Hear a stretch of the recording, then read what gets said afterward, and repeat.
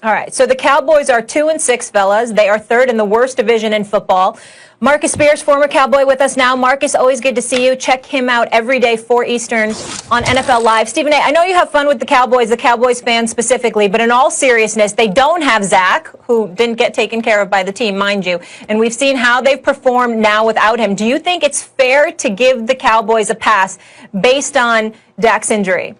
Well, it depends on who you're asking me about. If you're asking me about the team collectively, I'll say yes, because you've got a third-string quarterback, a second unit as your offensive line, and obviously a defense that's horrid that has a defensive coordinator who has no business being the defensive coordinator.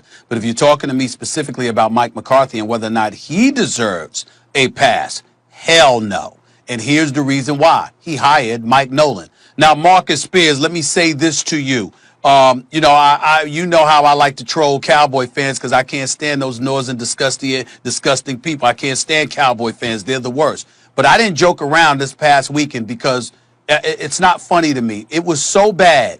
It was so bad what I saw from them. It was just a national embarrassment. I'm serious about that. I mean, right now, you can make a legitimate argument, and I'm going to roll with my man, the playmaker, Michael Irvin, when he tried to make the argument that the Cowboys may very well be the worst team in all of football, maybe with the exception of the New York Jets. And if they were going against the New York Jets, could you bet your money definitively that they would beat the Jets?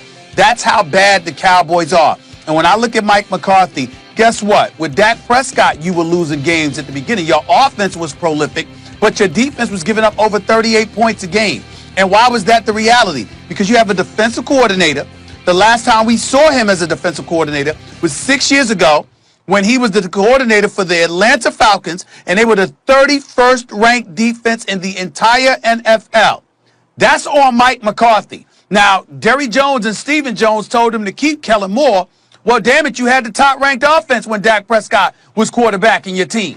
You kept being 14 down and being in a hole, and Ezekiel Elliott hadn't shown up yet, but you were still putting up points. And the reality is that, so when you look at yourself offensively, you were very potent, but you were still losing games because your defense stunk. And your defense stuck because you decided to get rid of the dudes in Marinelli and Rashard that I thought did a pretty damn good job over the previous 2 years, hovering over the defense for the Dallas Cowboys. But you got rid of them, and you brought in your dude. And your dude has no business being a defense coordinator. And as apropos as it may be, it's still worth bringing up that the only reason that Mike Nolan has made news this year is A, because his defense is horrid, and B, because he got Tabasco sauce in his eye during the press conference and had to leave for 3 minutes. That's about it. And so when I look at it from that perspective, I'm just saying, wait a minute. I can't let Mike McCarthy off the hook. Now, if you were losing games, guys, because suddenly your offense, you've only scored 1 touchdown in your last 31 possessions since Dak Prescott's gone out, and that's why you were losing games, that would be different. But they were losing before Dak Prescott got hurt because the defense stunk. And that's because of a coordinator that has no business having that job. And Mike McCarthy gave it to him. That is where I hold Mike McCarthy accountable. That is why he does not deserve a pass. No, he doesn't deserve a pass, but let me be very clear why. It's not because losing your starting quarterback, a quarterback of Dak's obvious leadership abilities, which are glaring now that he's gone, right? Now you can really see it. It's not just that any team would have a tough time with that. Like, recall, we give Mike Tomlin enormous credit for last year because without Roethlisberger, they went 8-8. But Tomlin did already have a good defense. And they then traded for Minkah Fitzpatrick, right? When you look at this Dallas defense, not only was it nothing to write home about last year, they then lose Robert Quinn and Byron Jones, especially when you look at Jones, to free agency. That's like almost 20% of your defense at a high level, and the defense was no good last year. So from that point of view, you can say, okay, they deserve a pass. Let me tell you why I'm not going to give it to them.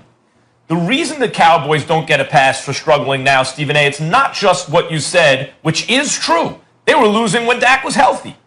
It's not just, hey, they really needed help on the defensive side of the ball, especially given the defections to free agency. CeeDee Lamb may be the best player available, but go draft some defense. Like, go figure out a way to fix that. And they didn't do that. It's this. You know who gets a pass? teams who've built equity. Teams who've built equity get a pass. When I was in LA doing afternoon drive, I used to tell Lakers fans, and there was a dry spell, right? I used to tell Lakers fans, hold on, calm down. The Lakers get a pass. They're the most successful franchise in the history of basketball. Their dry spells last a couple of years, and they include sometimes making the playoffs. Then they go back to winning championships. If any team has bought your loyalty and patience, what's that? Lost for 6 years. They lost for 6 years. No, don't say a couple. A couple's two. The Lakers lost for 6, 7 years. I understand. Okay. They did this time, which is their longest dry spell. And then they got back not to the playoffs, but to winning a championship. So 6 in between championships, 10 years, whatever. The point is, Lakers fans, the Lakers have earned their loyalty and their patience, even though the standards are sky high. Cowboys haven't done that. Cowboys haven't been really relevant in a big way in the playoffs in a quarter century. They haven't done that. The Patriots have bought and earned your loyalty and patience in New England. Let's see how this shakes out, right? The Dallas Cowboys haven't done that. They don't get a pass. They were 8-8 last year with Dak and Byron Jones and Robert Quinn in a division they should have run away with, and they missed the playoffs. No pass for the Dallas Cowboys. I 100% agree with you, Max. And listen, this is no one on this staff gets a pass. Obviously, we know that there wasn't the offseason. The most catastrophic thing for this team is the offensive line. I know what Dak was doing, and Dak was good behind that offensive line. He was good when they were all healthy. He was good when they weren't. But losing those guys is the biggest impact, because at least with them, you could say, well, we'll hand the ball off. Now you got Zeke fumbling. Like, the same mistakes are being made week in and week out. And I'm strictly talking about the coach.